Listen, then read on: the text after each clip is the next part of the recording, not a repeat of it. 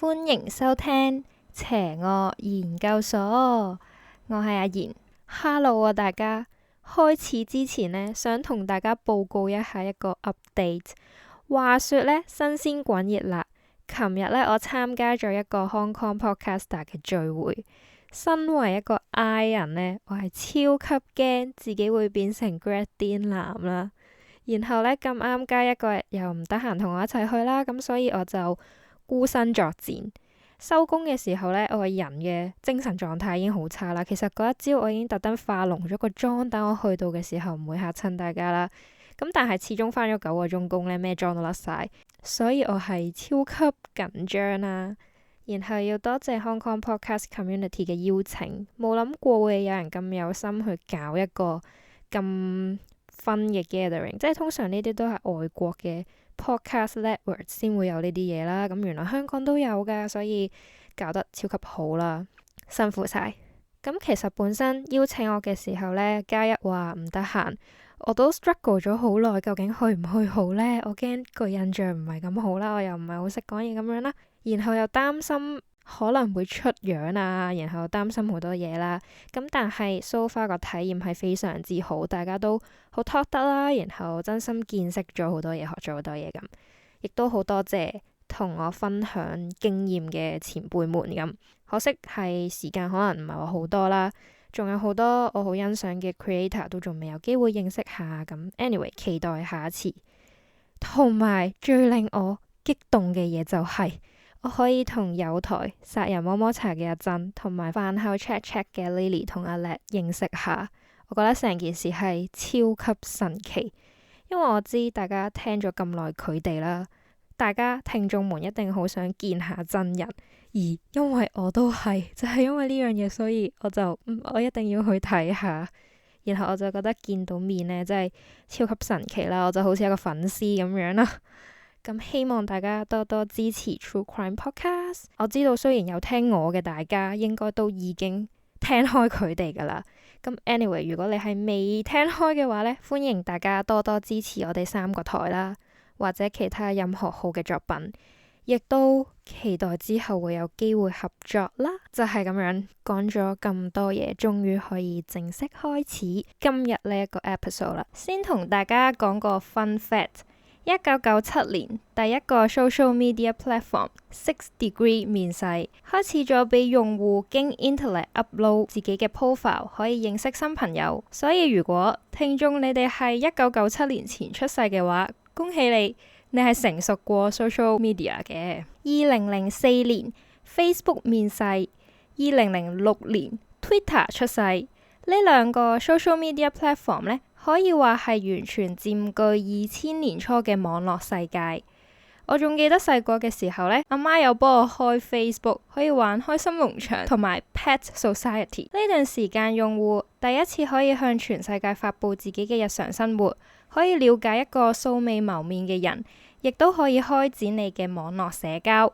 你可以發佈任何你想發佈嘅嘢，全世界都可以睇到你嘅 post。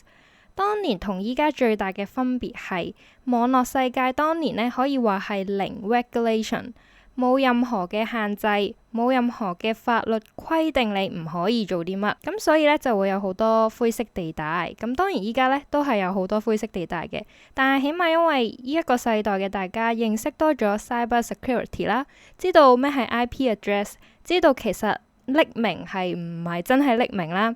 知道放咗上網，無論點樣 delete 咧，都會有痕跡，咁所以大家都會小心啲。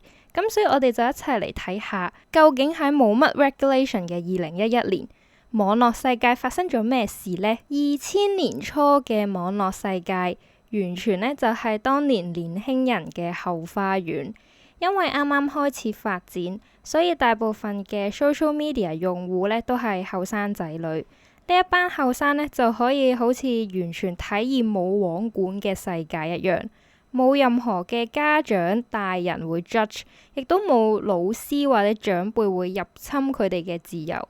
咁所以呢一班後生仔平時表面可能都係啲乖仔乖女，但係一拎起手機，一打開電腦，佢哋呢就會成為放飛自我嘅人啦。喺2011年 Kayla 22歲。同普通嘅年輕人一樣，每一日都會用 Facebook 同朋友分享日常生活，每一日都會用 Twitter 睇下身邊發生緊咩事。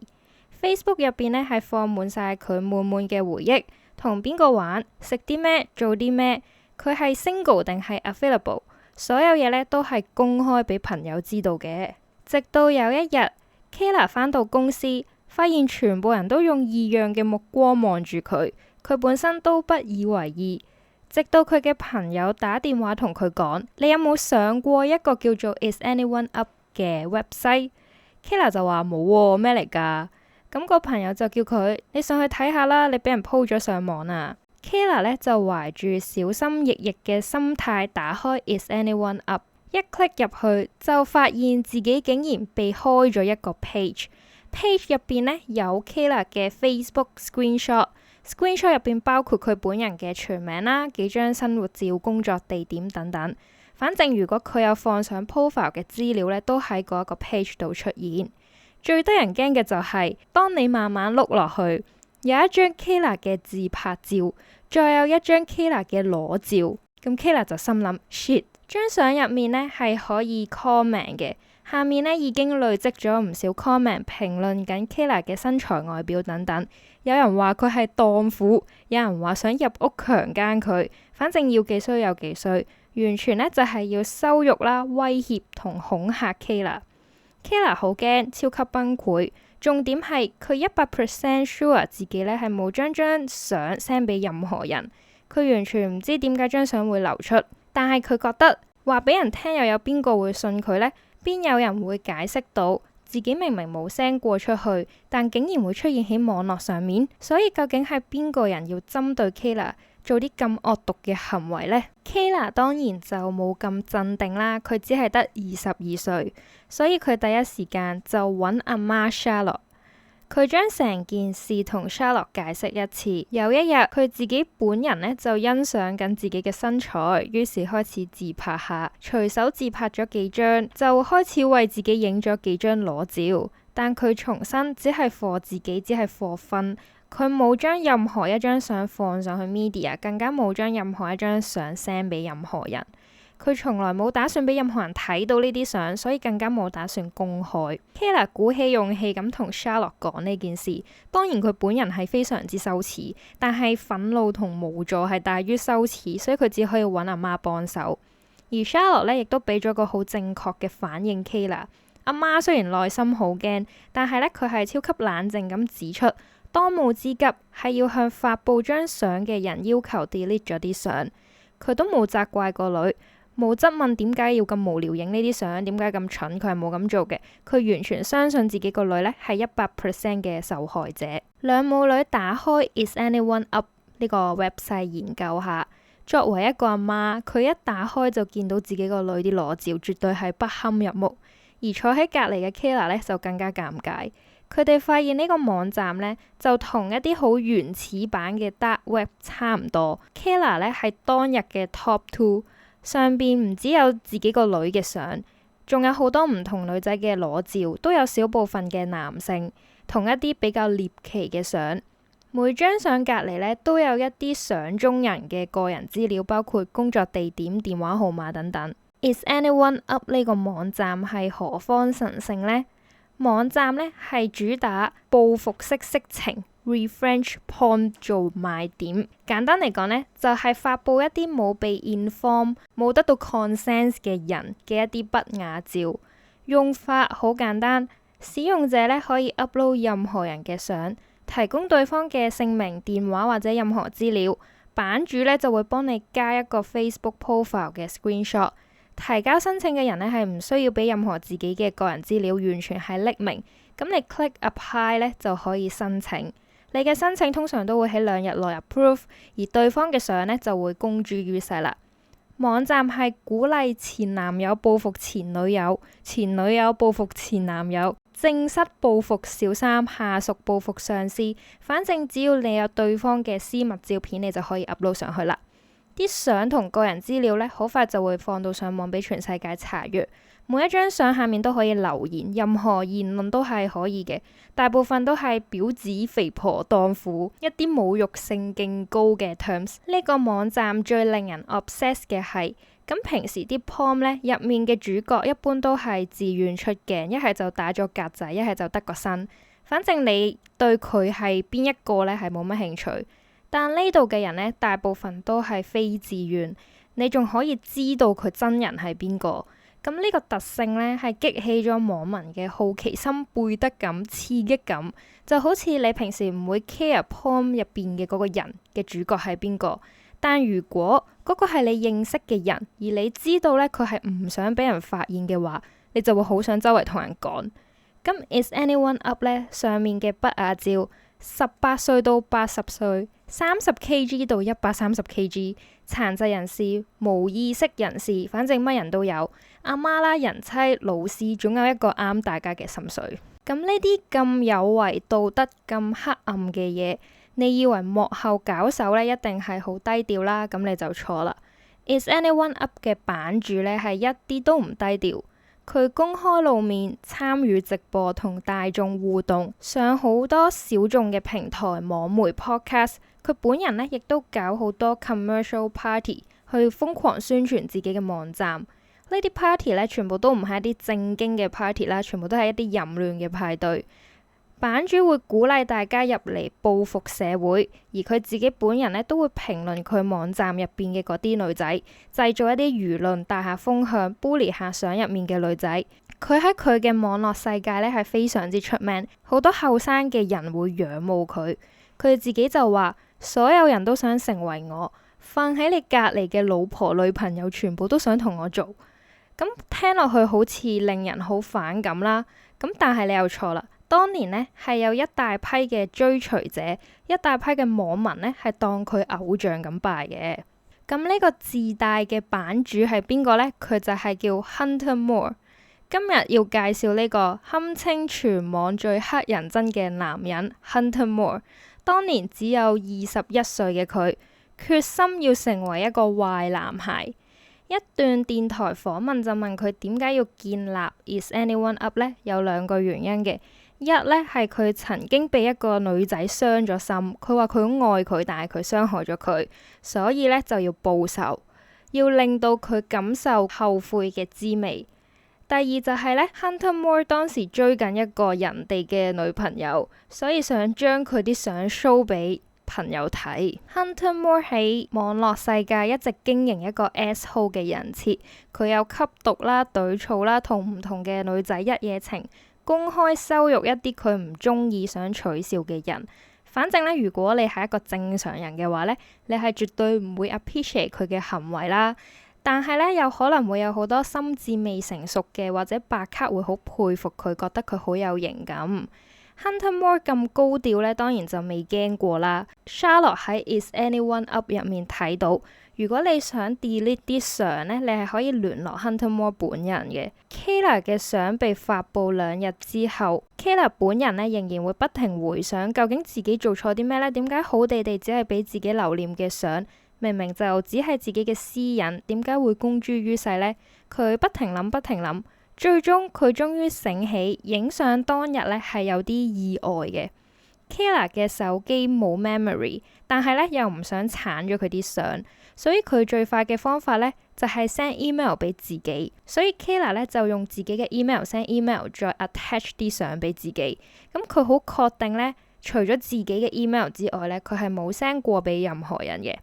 過咗冇耐 Kayla 就打算 log in 個 email 啦，發現佢個 password 俾人改咗，冇辦法登入賬號。後來佢申請改密碼，發現竟然多咗一個唔屬於佢嘅後備 account。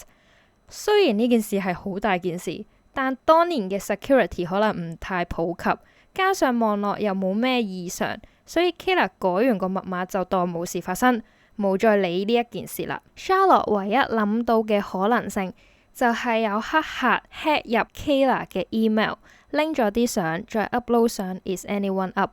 即使改翻個 password， 但係入面嘅資料同相一早已經俾人拎咗個 copy。Charlotte 當時咧就立即聯絡版主 Hunter Moore，個 message 咧係由 Kayla 同 Charlotte 兩母女一齊寫嘅，內容大概就係希望 Hunter Moore 先生可以 get 單 Kayla 嘅相同埋 Facebook profile 嘅 screenshot， 因為啲相呢並不是本人自願 upload， 佢哋認為 email 係被黑客 hack 咗，咁影相嘅人呢係有權行使張相嘅使用權，亦都有 copyright， 所以要求 Hunter delete 啲相。好快佢哋呢就收到 Hunter 嘅回覆啦。Hunter 要求 Kayla 提交黑客嘅入侵嘅 proof， 一經確認呢就會幫佢哋 delete 啦。Charlotte 呢就提交咗一啲 email 無法登入嘅 screenshot， 密碼被改嘅 screenshot 俾 Hunter， 但係自此 Hunter 係冇再回覆兩個人。Charlotte 基本上可以確認，你係冇可能用正當嘅理由去要求將啲相下架，因為 Hunter Moore 就係想要呢一種效果。你自己自願 upload 嘅相呢，佢係唔要嘅，佢只係對非自願嘅相啦，從威脅得翻嚟嘅相，同埋當事人冇法承受後果嘅相，佢先有興趣嘅啫。呢段時間呢 Kayla 極度困擾，一方面係佢心情大受打擊，包括係帶有惡意嘅人身攻擊啦，感覺被羞辱，覺得好羞恥，成個人好透明，好冇安全感咁。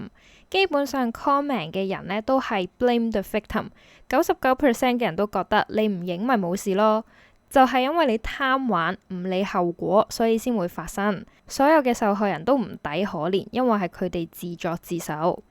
而另一方面呢 Kayla 亦都受到 physically 嘅滋擾。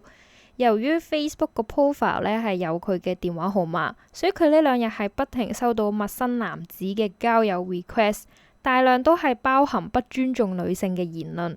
另外電話響呢係冇停過嘅 Kayla 完全係身心受創。再加上啲相呢一日未下架，Kayla 一日都唔會安樂，因為啲相越放得耐呢，傳播速度就越快啦，到時就會好多平台都有呢啲相。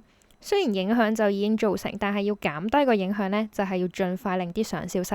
Hunter Moore 除咗高調，更加公開自己嘅律師，去證明自己嘅行為係完全冇犯法嘅。有咩問題就揾我律師啦。事發第3日，Charlotte 致電 Hunter Moore 嘅律師 Rasa 同 Charlotte 講，法例列明網站 owner 呢係唔需要為其用戶發佈嘅內容負責。佢強調 Hunter Moore 只係提供一個平台俾用戶 upload 佢哋想 upload 嘅嘢，責任呢係應該喺用戶嘅身上。你要怪呢，就怪鋪你出嚟嘅嗰個人啦。於是呢，就收咗線啦。事發第4日，Charlotte 發現 Kayla 嘅朋友竟然都喺 Is Anyone Up 被公開。佢哋立即通知朋友，朋友知道呢件事之後亦都好崩潰，同 Kayla 一樣。咁朋友呢，只係將啲相放喺 email 啦，冇 send 過俾任何人。但 email 呢都係懷疑有被 hack 過。email 俾人 hack 究竟係巧合定係作案手法呢？ Charlotte 開始覺得會唔會 hack email 嘅人都係 Hunter Moore 呢？根本唔係有其他嘅 hacker 無聊 hack 完 upload 相上 Is Anyone Up，而係所有嘢都係 Hunter Moore 嘅策劃之中。Charlotte 嘗試揾 Hunter Moore 嘅阿媽，嘗試動之以情，但係冇任何嘅幫助，所以呢，就由動之以情變成破口大罵。打完俾 Hunter Moore 嘅阿媽，呢一件事似乎俾 Hunter Moore 本人發現咗。佢喺 Is Anyone Up 上面鋪咗一句文字，話俾大家聽，有人試圖搞佢屋企，仲威脅對方必須收手，對手係我，你係唔會有好日子過噶。呢個 post 發佈咗幾日之後，Charlotte 呢就收到一封署名係 The Family 嘅 email， 內容呢係一啲死亡威脅。咁 Charlotte 當時已經激到黐線，再加上收到死亡威脅，Charlotte 打算以 email 黑客被 hack 嘅理由帶埋 Kayla 去警署報警。亂鋪相可能唔犯法啦，展露其他人私隱可能都唔犯法啦，但 hack 入人嘅 email， 用不法途徑取得他人資料點都犯法啦。咁但係呢，去到警署，警察聽完成件事，第一句就係質問 Kayla， 你點解要影呢啲相呢？而下一句就係你唔影咪冇事咯。所以兩母女呢係完全嬲到癲，警方唔單止唔幫佢哋，更加火上加油咁樣責怪受害人。受害人被傷害已經夠慘，但最慘嘅係兇手竟然大搖大擺咁逍遙法外。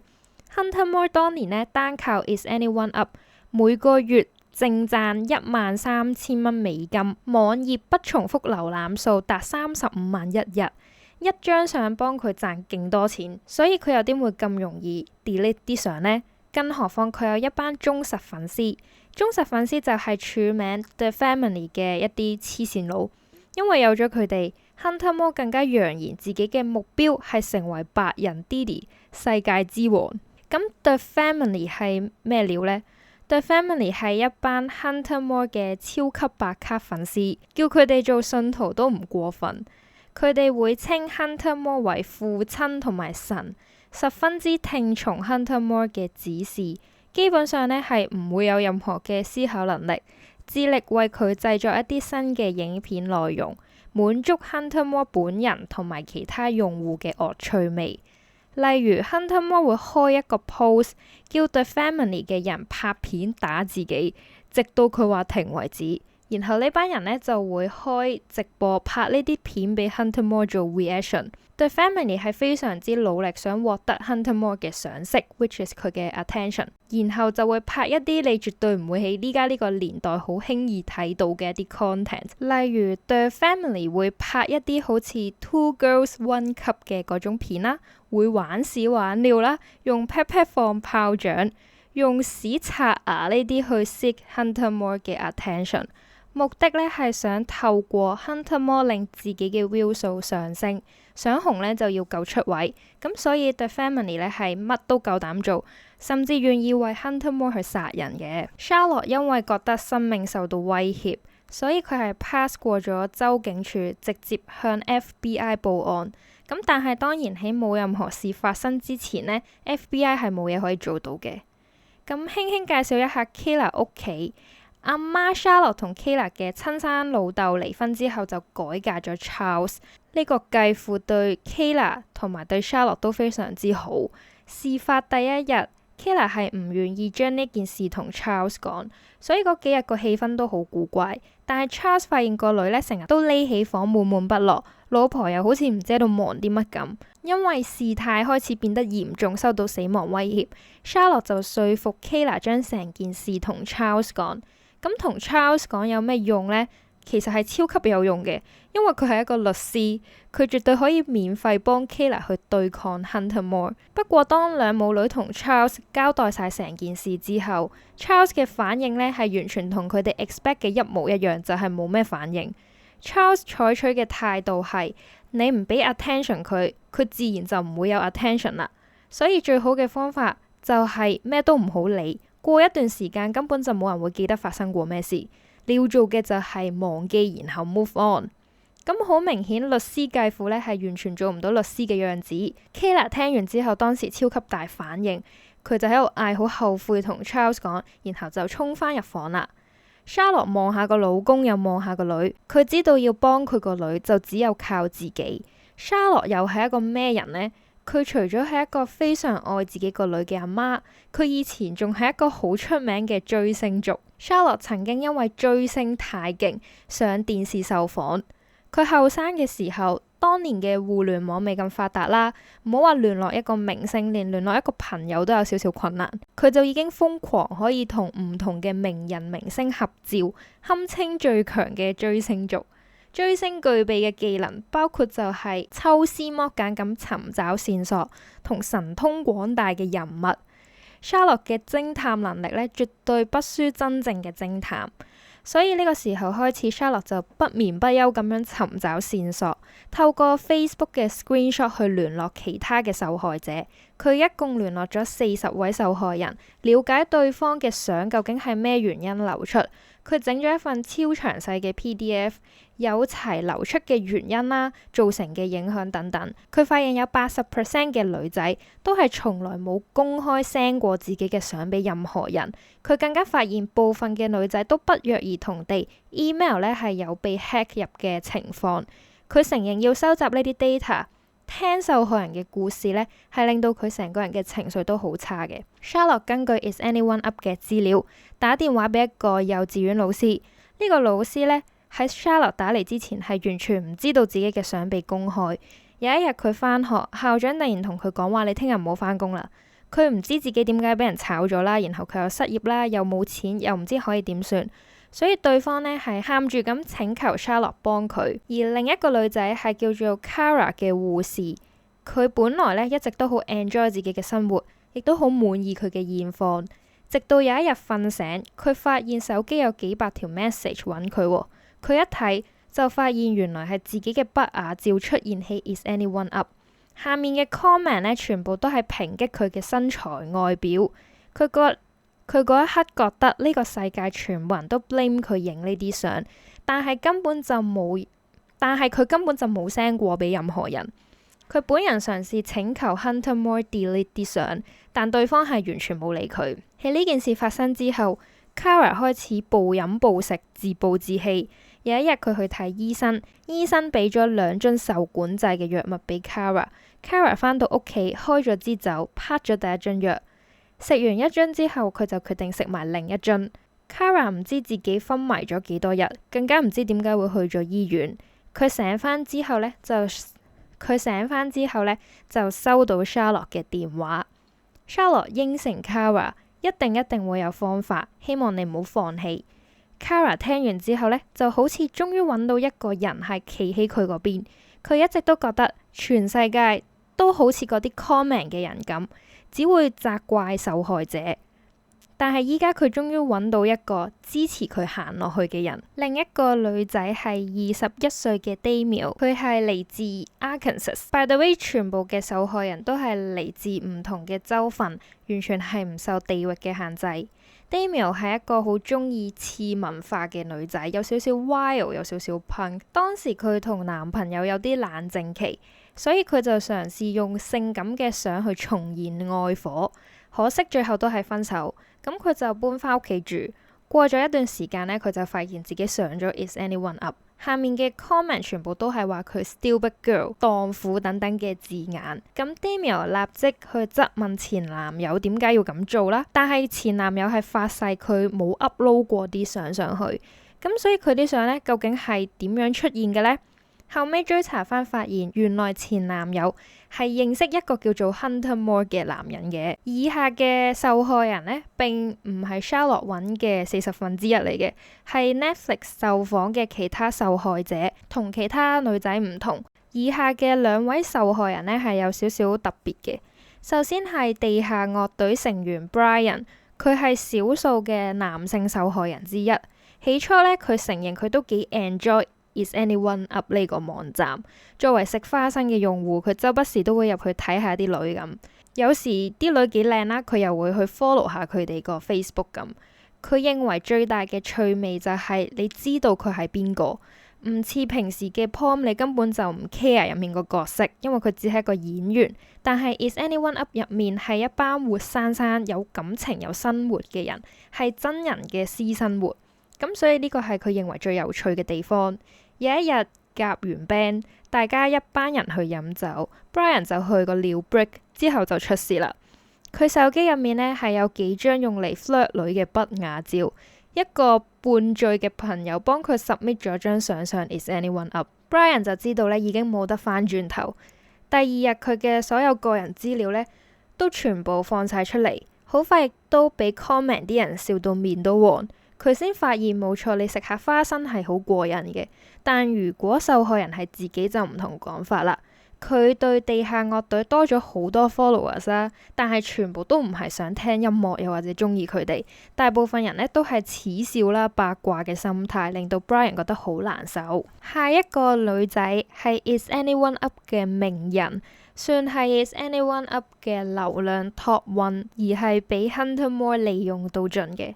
當年19歲嘅 Destiny， 人稱 Butthole Girl， 屎忽窿女孩。佢當時同男友分咗手，但係呢已經有2個仔啦。Destiny 一心呢想要搬屋啦，想要賺錢養大2個細路仔。朋友介紹最快嘅賺錢方法呢，就係做一啲性感直播。Destiny 喺直播平台開咗個 account， 拍下啲性感相，露下對波咁，但係都唔算好有起色。朋友介紹佢進駐 Is Anyone Up。起初 Destiny 嘅目標係成為 Is Anyone Up 迷人性感嘅正妹，係大家嘅 dream girl， 再吸引呢班人去自己嘅直播平台。但係事與願違，入得 Hunter Moore 嘅魔爪，又邊有咁容易出返去呢？有次佢同網友喺直播間有個 challenge 咧係要 Destiny 用一支罐裝 cream 塞入屎忽窿。為咗賺錢嘅 Destiny 就照做啦，然後呢張相呢係俾人 cap 咗圖，放咗上 Is Anyone Up， 就係咁，著名嘅 Butthole Girl 就誕生啦。雖然個名係差咗啲，但係都叫紅咗啦。正常 Destiny 應該會滿意，但佢諗都冇諗過 Hunter Moore screenshot 咗佢 Facebook 嘅 profile 啦，而封面正正係佢兩個細路仔嘅相。禍不及小朋友，Destiny 立即請 Hunter Moore 換咗張冇小朋友嘅相。咁但係 Hunter Moore 又點會咁順攤呢？ Destiny 知道自己唯一嘅籌碼就係 Butthole Girl 為 Is Anyone Up 帶嚟嘅商機，所以佢自己本人主動提出，佢會用更加多嘅 Butthole 相或者同 Butthole 有關嘅 content 去換走佢小朋友嗰兩張相。Hunter Moore 咧係完全同意嘅，因為 Butthole Girl 為佢帶嚟好多流量。Hunter Moore 喺 Is Anyone Up 叫大家提議下應該放啲咩入去 Destiny 嘅 Butthole 入面呢？係引嚟勁大嘅迴響。佢最後要求放部電話入去，校震機之後佢會打電話俾 Destiny， 咁 Destiny 就照做啦。因為呢一張相 Butthole Girl 喺 Is Anyone Up 一舉成名，成為網站最紅嘅人之一。Hunter Moore 遵守承諾，的確係收埋咗 Destiny 兩個小朋友張相。但係咧，佢冇因為咁爆紅而開心啦。雖然小朋友事件叫做過咗去，但係咧，男方通知 Destiny 會拎翻走兩個小朋友嘅撫養權，因為佢哋覺得小朋友唔會想要個咁嘅阿媽。失去咗兩個小朋友嘅 Destiny 就更加傷心啦。佢雖然會喺 website 上面扮下開心，扮下 wild， 扮下 enjoy 呢個 Butthole Girl 為佢帶嚟嘅名氣，但其實佢最大原因就只係想賺錢養佢嗰兩個小朋友，咁所以佢係好唔開心啦，然後就不停飲酒，成日飲醉酒。有一次呢，佢就喺 Is Anyone Up 上面鋪咗一句文字，寫自己飲到好醉，於是呢，就引起 Hunter Moore 嘅注意啦。Hunter Moore 直接打電話俾飲醉咗嘅 Destiny， 佢哋開咗 Skype 傾下 Butthole Girl 嘅未來發展方向。Destiny 咧係完全唔知道成個 Skype 嘅過程咧係被錄影。Hunter Moore 咧就叫 Destiny 將個拳頭塞入去 Butthole，Destiny 係拒絕嘅。Hunter Moore 本人就係一個 manipulate 大師，佢不停說服 Destiny， 最後 Destiny 就照做啦。瞓醒覺第二日就發現呢一條片配上 Hunter Moore 嘅 reaction 遍佈全網，唔單止係 Is Anyone Up， 係所有網站都出現咗呢條片。Destiny 望住 view 數不停上升，升到100萬以上，佢就已經放棄再睇。不論係好呢一味嘅小眾觀眾啊，定係主流嘅網民，全部人呢都係一致負評，反而係大讚 Hunter Moore 嘅反應好笑。去到最後 Destiny 係1蚊都收唔到。呢件事呢係令到 Destiny 冇咗兩個小朋友啦，身體受到傷害，心靈係更加無法言喻嘅。我哋翻嚟 Kayla 事件嘅第9日，今日繼父 Charles 喺屋企嘅 fax 機收到一封信，信係來自 The Family 嘅威脅。信入面係一啲剪剪貼貼咁，寫住你係一個蕩婦，一個八婆，我想入屋強姦你。咁呢一啲 message 令到 Charles 突然醒覺，發現原來呢件事係咁嚴重，網絡世界並唔係佢想象中咁簡單。佢先明白佢個女究竟係有幾危險。呢個嫌麻煩嘅律師老豆就終於開始做嘢，佢好嬲啦，於是立即致電 Hunter Moore 嘅律師，一打去呢，佢就表明身份，話自己係律師，受害人係我個女，我會免費幫佢打呢一單官司，所以即使係長久戰，我哋都冇損失。佢繼續話：我哋提告 Hunter Moore 偷相，Hunter Moore 係冇張相嘅 copyright， 你哋將會損失慘重。但係你要做嘅嘢其實好簡單，你只有30分鐘嘅時間，叫你嘅當事人立即剷除 Kayla 嘅相。Hunter Moore 律師咧係面有難色，指自己會盡量說服佢。唔知係律師做到嘢，定係 Hunter Moore 終於知驚。Kayla 全家咧不停 refresh Is Anyone Up， 喺最後1分鐘，Hunter Moore 係移除咗 Kayla 張相。咁最搞笑係呢一單嘢完咗之後呢， Hunter Moore 嘅律師呢係同 Hunter Moore 本人劃清界線，佢話已經受夠要幫佢執屎，我唔 do 啦咁樣。張相被移除嘅一刻終於 Kayla 可以放下心頭大石咁樣喊咗出嚟。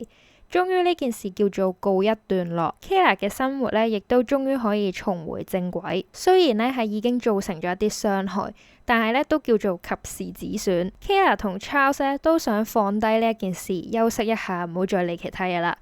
咁但係 Charlotte 又點會咁容易停落嚟呢？其實兩父女都好想 Charlotte 收手，一來呢係覺得好難贏到 Hunter Moore， 二來呢係佢有一班 The Family 嘅白卡死忠粉。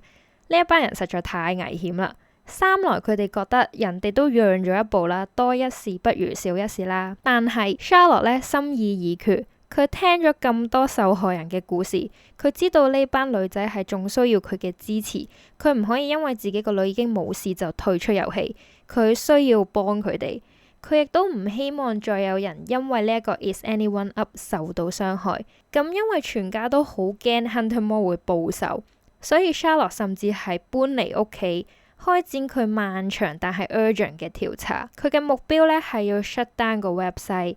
佢差唔多24小時日日都聯絡唔同嘅受害人啦，調查係咪有被 hack 入嘅可能性。最終發現至少40% 嘅受害人係冇 send 過相俾任何人，而呢一班人好大機會呢係被 hack 嘅。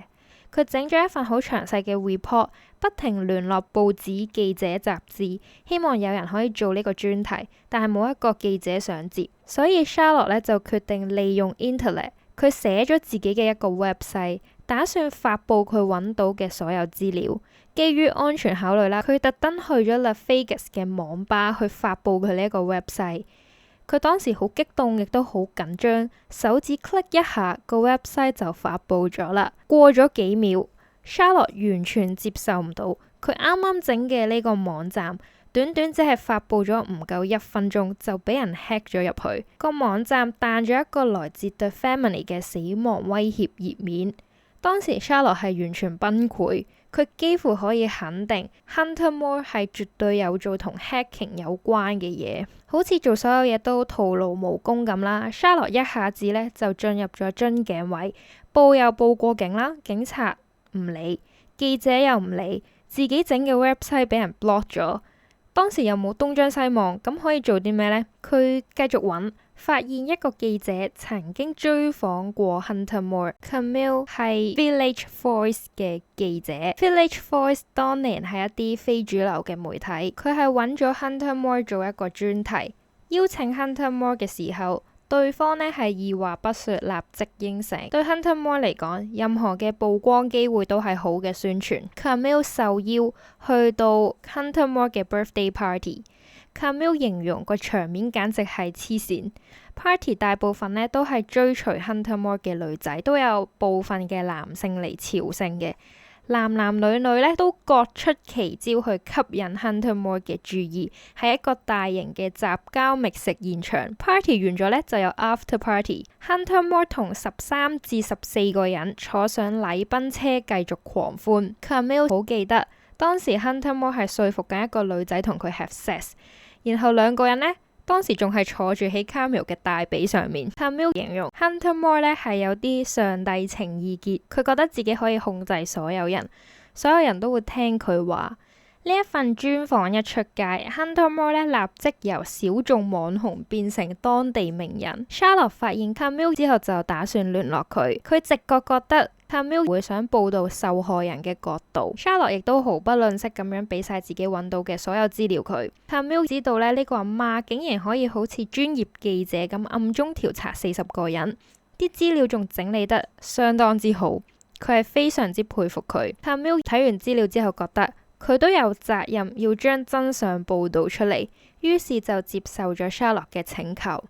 Hunter Moore 仍然係唔知有人開始苦苦咁追查緊佢，仍然係一如既往嘅高調。佢仲大膽到接受咗上 Anderson Cooper 360嘅節目，呢個係一個全國性嘅節目，受眾唔單止係網上嘅青少年，更加有睇電視嘅觀眾，基本上就係全美國嘅人。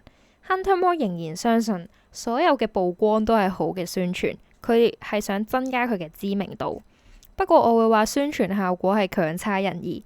當主持人問佢良心會痛嗎？Hunter Moore 就回應佢哋只係一張相，一個 icon，我唔識佢哋，所以唔會有感覺。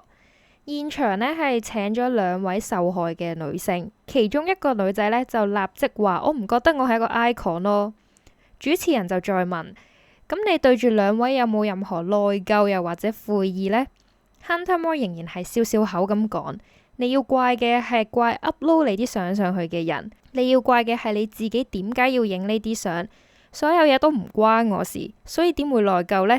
我認為呢個網站係好有教育意義。講完教育意義之後呢，主持人都俾佢嚇一嚇，就問佢：即係你覺得你個網站係有教育意義？Hunter Moore 繼續笑笑口咁話：對於未成年人係㗎，可以俾佢哋知道網絡世界嘅威力，等佢哋小心啲上網。然後佢又好串咁望住隔離2位受害人講：不過對於2位成年人就冇咩教育意義啦。佢係串嘴到隔離個受害人勁無奈咁樣望住個主持人，而主持人亦都無話可說。呢個節目一出街，立即引起大量負評。佢亦都由小磅紅變成全國紅人，被封全網最乞人憎嘅男人。不過 Hunter Moore 仍然係未感受到佢將要面對嘅一啲潛在威脅。2012年嘅1月，Charlotte 嘅念念不忘終於有回響啦。因為 Hunter Moore 上晒節目，開始引起 FBI 嘅注意。FBI Agent Jeff 係負責網絡相關嘅案件，佢發現之前有個女人，亦都即係 Charlotte，懷疑 Hunter Moore hack 入人嘅 email 做一啲不法嘢，所以佢開始調查。佢一入 Is Anyone Up， 立即發現佢一定要出手啦。好可惜嘅係，佢調查一堆法律文件，仍然係揾唔到有法例可以阻止佢呢啲行為。所以唯一嘅方法就係證明佢真係有做 hacking。Jeff 前往 Charlotte 嘅屋企攞下料，Charlotte 一樣係毫不吝嗇咁樣 show hand 佢手上所有嘅資料。Charlotte 一家好驚訝，居然呢一件事 FBI 真係受理，佢哋勁開心。Jeff 認為 Hunter Moore 的確係有從事 hacking 有關嘅工作，但係呢，佢係需要更加多嘅證據，同埋 FBI 做嘢係講程序，佢預計佢哋需要1年嘅時間。Jeff 明白 Charlotte 係好心急，但係都唔希望佢插手日後嘅搜證工作。Charlotte 聽完之後呢，亦都表示完全明白，但係1年嘅時間，受害人等唔到咁耐，因為啲相擺多1日就有機會造成更大嘅影響。所以呢 Charlotte 亦都努力咁樣將佢知道嘅所有嘢爆晒出嚟。Charlotte 認為自己嘅角色就係做一個大家嘅依靠。佢想同所有其他嘅受害人講，其實呢，佢哋係唔孤單嘅，佢哋呢係冇做錯任何嘢，希望佢哋一定要捱落去，事情係一定會。同時 FBI 呢就開始佢哋漫長嘅調查。Jeff 透過 Charlotte 提供嘅資料，終於有所發現。大部分懷疑被 hack 嘅 email account 都多咗一個後備 email，叫做 Gary Zhong 815，而受害人都不約而同地發生過一啲事。Jeff 估計呢個就係黑客嘅 hacking 手法。首先，黑客會扮係目標人物嘅好朋友，用好朋友嘅 Facebook account 同目標人物聯絡。佢哋會話自己唔見咗電話，email 唔小心 log out 咗，想 reset 個 password。但係因為唔見咗電話，所以就收唔到驗證碼。然後呢，佢哋就會問目標人物，可唔可以 send 我個驗證碼俾你，然後你再話俾我聽。咁因為係朋友，所以通常都一定會幫手。當你收到個驗證碼，然後 send 俾對方，就會收到一個 message 提示自己嘅 email password 改咗。咁所以其實你係俾咗轉你 password 嘅驗證碼對方。咁當對方得手之後，佢又可以透過你去揾下一個目標人物，通常都係你啲朋友。咁佢哋會 add 一個後備 account 做兩手準備，所以即使你 reset 咗 password，佢都可以用後備 account 再次重新再轉一次你嘅 password， 然後再登入你嘅賬號。而呢一個後備 account 呢，就係 Gary Zhong 815。呢個 hacker 做嘢呢，其實都相當之求其。作為一個 hacker 呢，佢係冇隱藏到自己嘅 IP address。雖然 hacker 每次都有唔同嘅 IP address，但係當調查人員收集晒所有 hacker 嘅 IP address 同埋受害人嘅 IP address 去對比嘅時候，佢哋呢就揾到一啲關聯性。其中一個受害人嘅 IP address 同 hacker 嘅 IP address 係好相近嘅。調查人員就去到嗰個 location 睇，發現係一棟公寓同埋一間公司。喺嗰間公司入面查，冇幾耐你就會查到一個人叫做 Charlie Evans。呢個人嘅 Facebook 呢，望落去係相當之正常，所以起初 FBI 諗會唔會係其他人用佢屋企嘅 WiFi，又或者佢係有 roommate 嘅。不過冇幾耐，FBI 呢就喺 Is Anyone Up 見到 Charlie 嘅裸照，亦都相信佢係自己主動 upload 上去。因為有關聯性，所以 FBI 相信 Charlie 亦都真係 Gary 本人。而下一步就係要調查出 Charlie 同 Hunter Moore 有咩關係呢？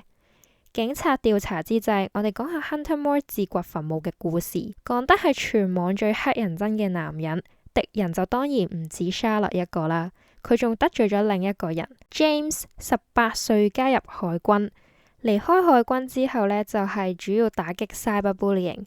佢有好多個網站，亦都係靠呢啲網站賺到好多錢。由於佢細個呢係被欺凌嘅小朋友，所以佢本人係好憎 bullying 嘅，立志要打擊欺凌者。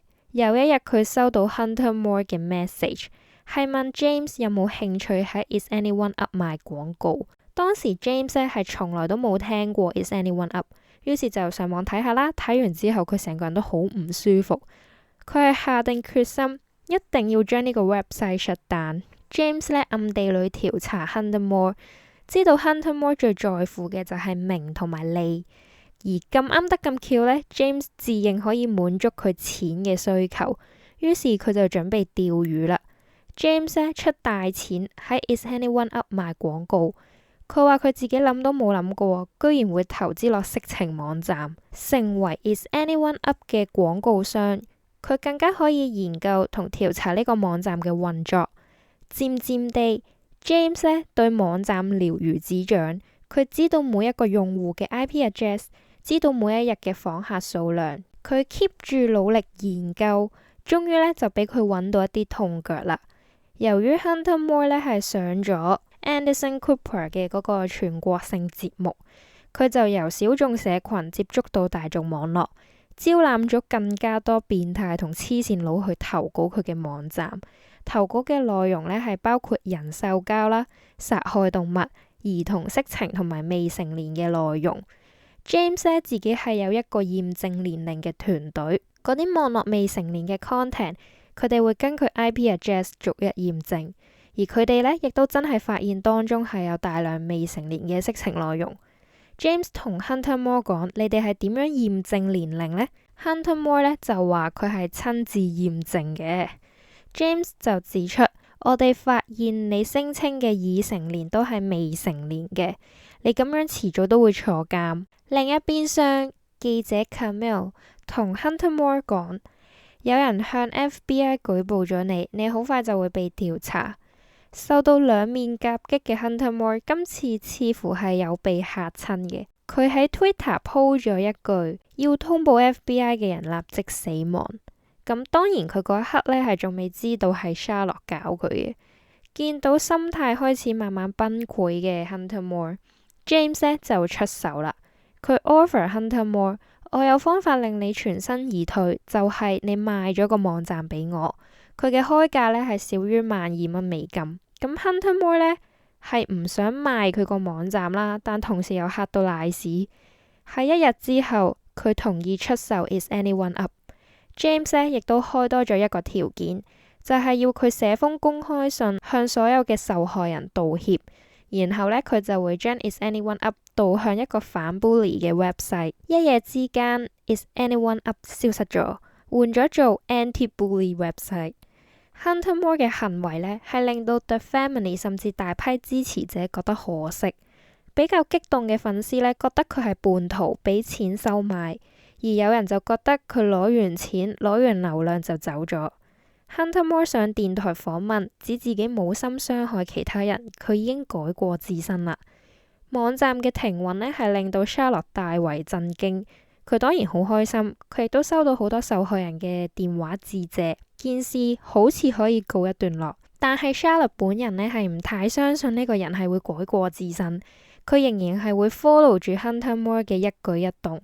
然後佢仍然係會睇到好大量嘅仇女言論，佢個人呢係仲係充滿住仇恨，一啲都唔似改過。Hunter Moore 咧將要上節目 Dr. Drew 去話俾大眾知道佢已經金盆洗手。咁 Dr. Drew 咧又係另一個全國性嘅節目啦，每晚都有幾百萬嘅 view 數。咁佢有個環節咧係會開放俾觀眾透過 FaceTime 當場質問嘉賓，而喺 Hunter Moore 嗰集 call in 嘅人呢，正正係 Charlotte。Charlotte 好英勇咁樣上節目鬧爆 Hunter Moore， 佢話佢完全唔相信一嚿社會垃圾會變好，更加分享咗自己個女 Kayla 嘅故事出嚟。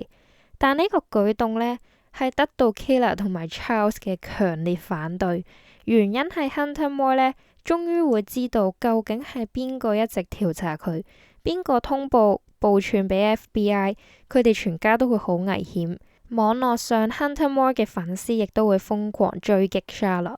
咁一個人係咪真心道歉同內疚呢？係好明顯嘅。如果你嘅價值觀係仲有問題，你講嘢個 logic 都係仲會有問題啦。面對 Charlotte 嘅疑問同質疑， Hunter Moore 嘅回應呢係越描越黑。對於 Kayla 嘅裸照事件，佢唔單止係冇道歉，並且呢，佢解釋，我相信 Kayla 係唔止 send 俾一個男人咯，佢一定係 send 過俾過百個男人先會搞成咁。至少你個女依家終於知道網絡嘅威力啦。咁主持人就再問 Hunter Moore， 你有冇悔疚呢？ Hunter Moore 係立即答，我冇必要悔疚喎，始終係我搞到啲女仔咁，所以我的確有悔疚嘅，I mean 有悔疚，但我冇辦法為其他人做嘅嘢負責，我始終只係整咗個平台。佢講嘅成段嘢呢係語無倫次啦，前後矛盾啦，其實根本就唔知佢講緊咩。未俾佢講完嘢，主持人就話廣告時間到啦，而 Charlotte 呢就係不停笑同埋搖頭，好明顯 Hunter Moore 嘅 PR 係做得好差。雖然網上一面倒係笑 Hunter Moore 語無倫次，但係呢，俾佢知道咗 Charlotte 搞佢，佢又點會咁容易去吞呢一啖氣呢？Hunter Moore 後來網上揚言要殺咗呢個女人，喺佢面前強姦佢個女。似乎 Hunter Moore 係更加猖狂，冇咗個網站，佢係去全國周圍唔同嘅州份做 DJ， 有大量嘅收入啦，有大量嘅追隨者，似乎佢嘅勢力一啲都冇被影響。記者跟住佢去咗一個 party。佢係不停飲酒狂歡，而啲女仔係會排住隊同佢 have sex。咁但係 Hunter Moore 呢係唔止要 sex， 佢係要一啲 content 去放上網增加佢嘅流量。Hunter Moore 揚言自己呢就等於網站，我仍然係可以為所欲為。究竟仲有啲咩係我做唔到嘅呢？2012年3月，FBI 加快腳步向美國首席檢察官 Wendy Wood 提出起訴，但當時因為證據不足，所以係未足以進行起訴。2012年嘅5月，Kayla 嘅事件就嚟過半啦。FBI 係申請法庭命令查明 Hunter Moore 同 Charlie Evans 嘅 email 來往。終於佢哋發現到一啲 pattern， 就係當 Hunter Moore 同 Charlie 用 email send 過短信之後，受害人呢就會出現 Hate Is Anyone Up。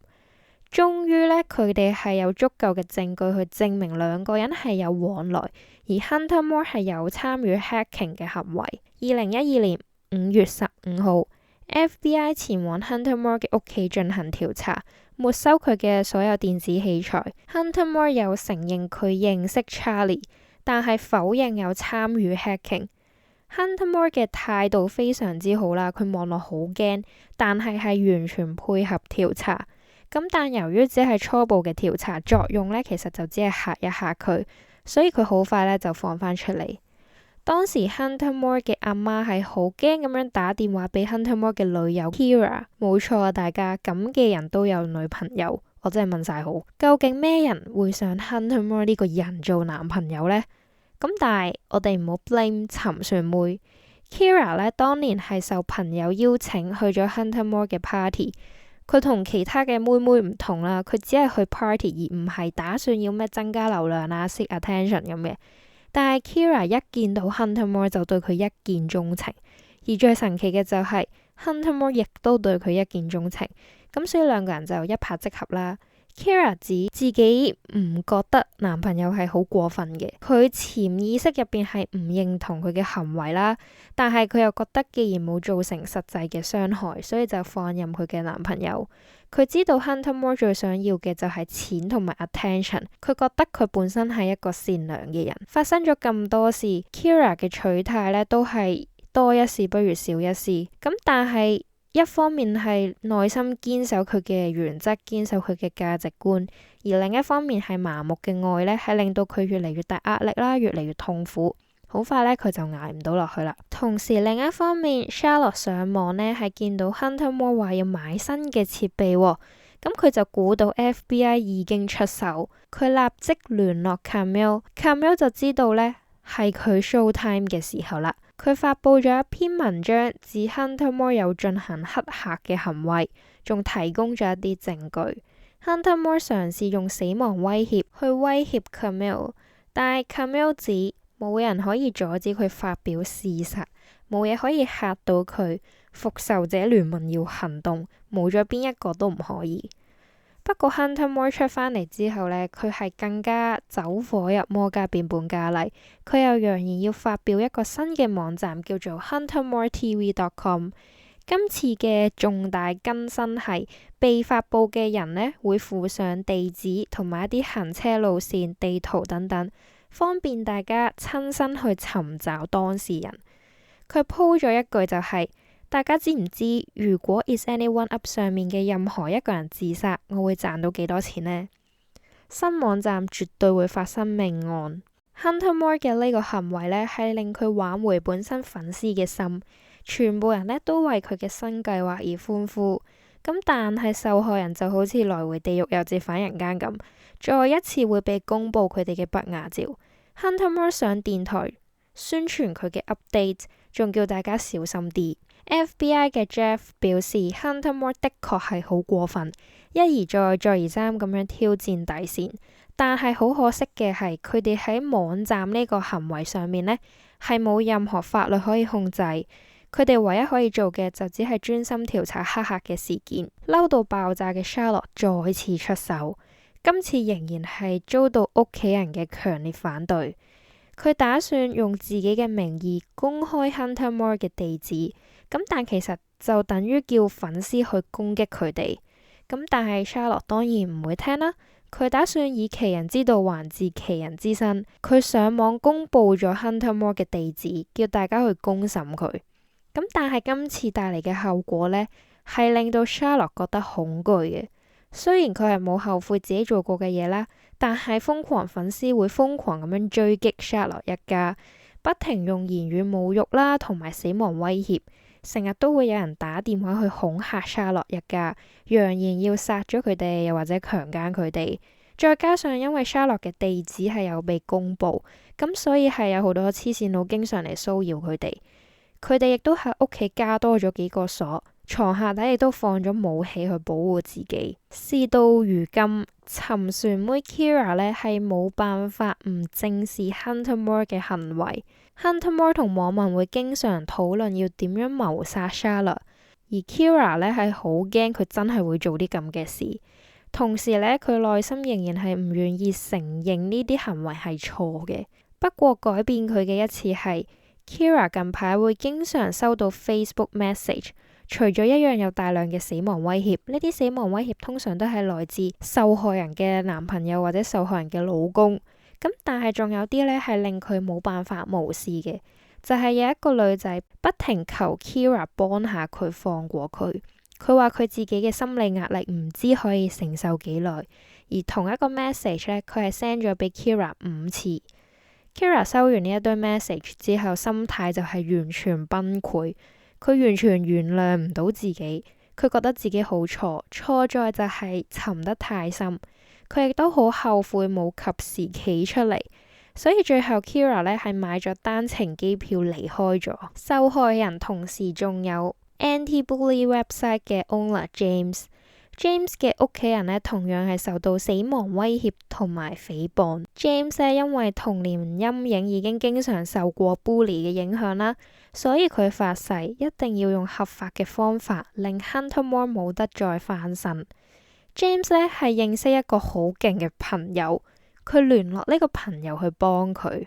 2012年嘅12月，Charlotte 一家咧都係一直活在恐懼之中度過，直到有一日佢收到一個叫做 Jack 嘅人嘅 message， 佢話佢係 Anonymous 嘅成員。Anonymous 匿名者係當年紅極一時嘅網絡組織，佢哋拍咗一條片向全球嘅匿名者成員發出號召，要制裁 Hunter Moore， 阻止一切將會發生嘅罪案。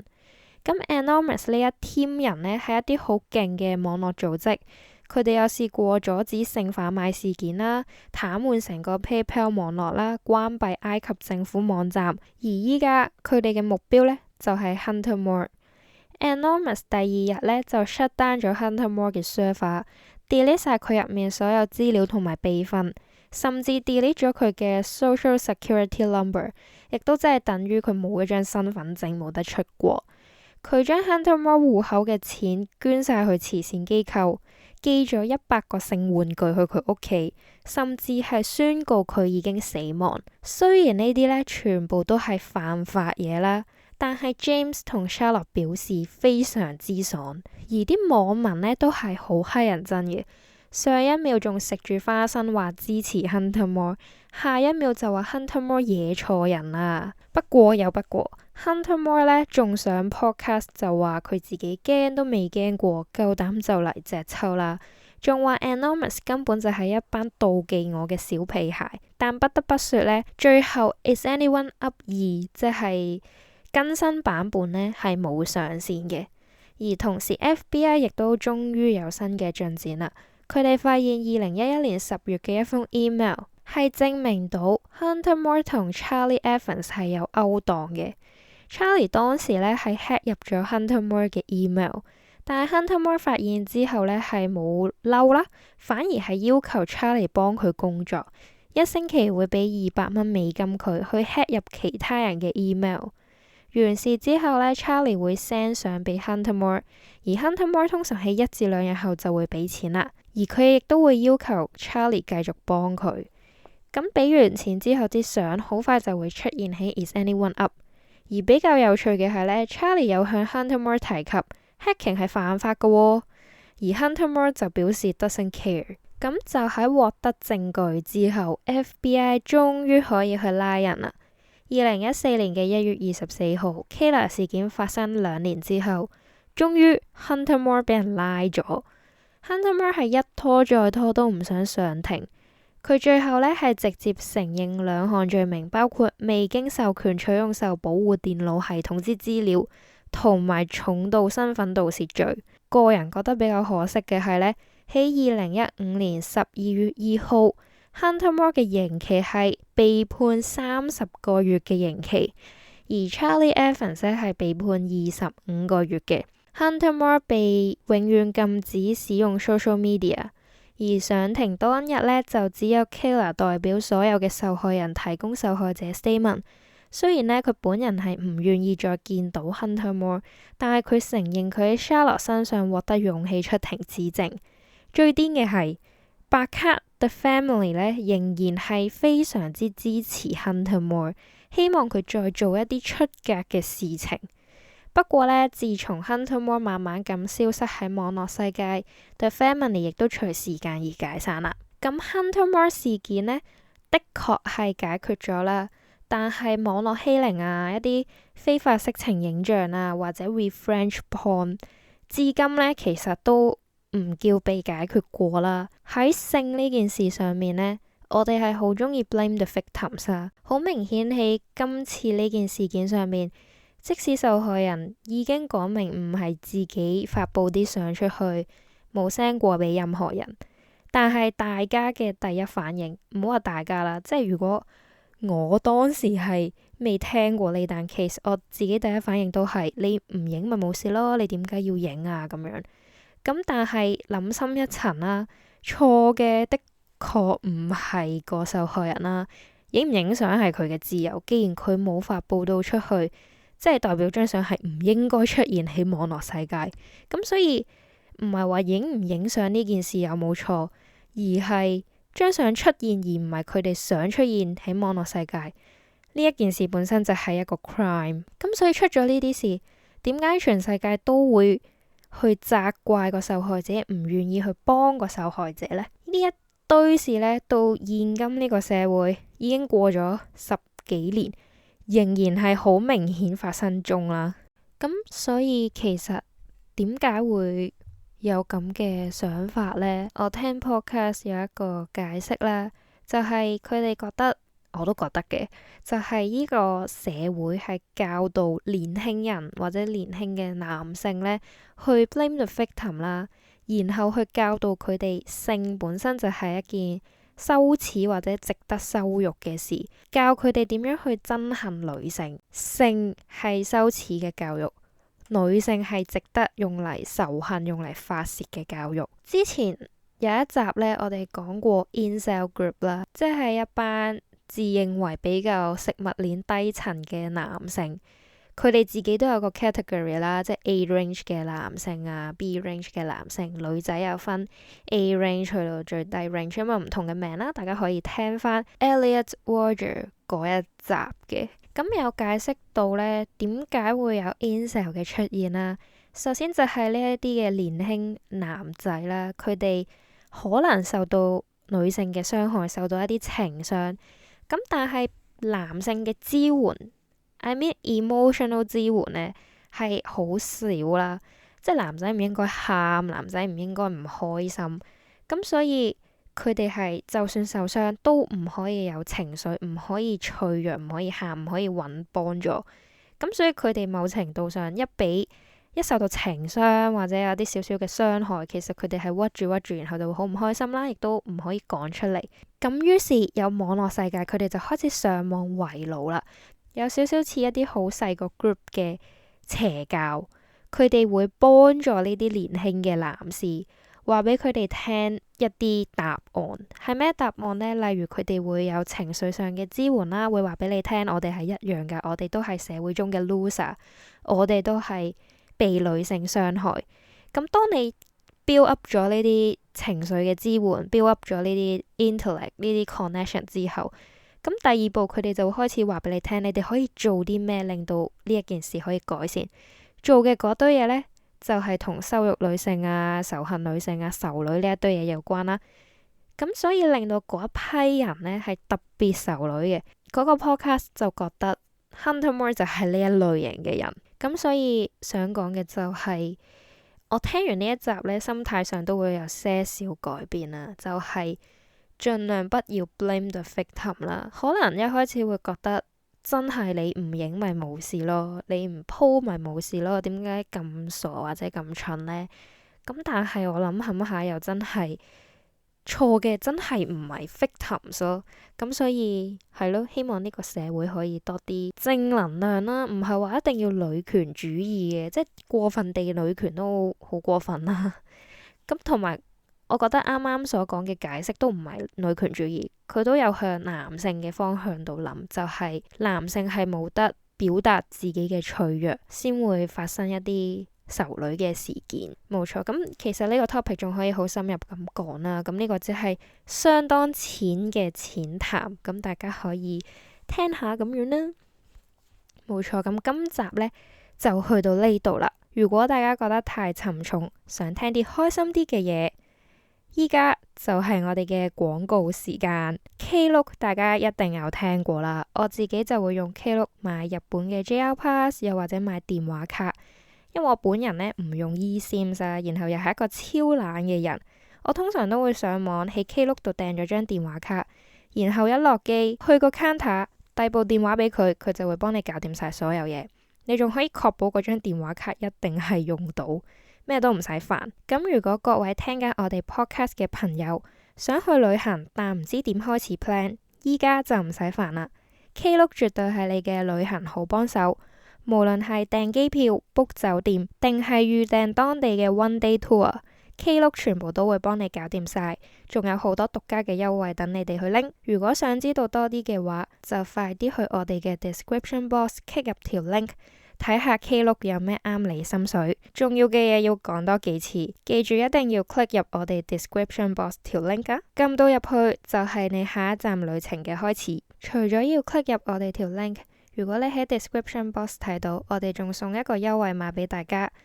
依家只要預訂 Klook 全線活動單一簽賬證金額滿港幣500蚊或以上，並且用 PayMe 付款，就會即減港幣100蚊。兌換優惠嘅時候，只要輸入我哋嘅優惠碼，擺咗喺 description box 噶啦，大家就可以平啲咁買嘢啦。每名用戶只可以用優惠碼一次，而且數量有限，先到先得，用完即止，所以大家快啲去用啦。優惠碼嘅詳情會放喺 description box，大家歡迎落去望一望。就係咁啦，感謝今日收聽嘅大家。如果你中意呢一集嘅話，可以去我哋嘅 Apple Podcast 同埋 Spotify 俾個5星嘅 review。我哋仲有 YouTube Channel，可以去 like 同 subscribe。我哋嘅 IG 係 +1 Evo Research， 我哋仲有個 main channel 係+1+1研究所。歡迎大家去 Buy Me a Coffee 買杯咖啡俾我哋，又或者去我哋嘅 description box click 入我哋條 link 去 Klook 揀你嘅心水產品。今集就去到呢度啦，咁我哋下集再見啦，拜拜。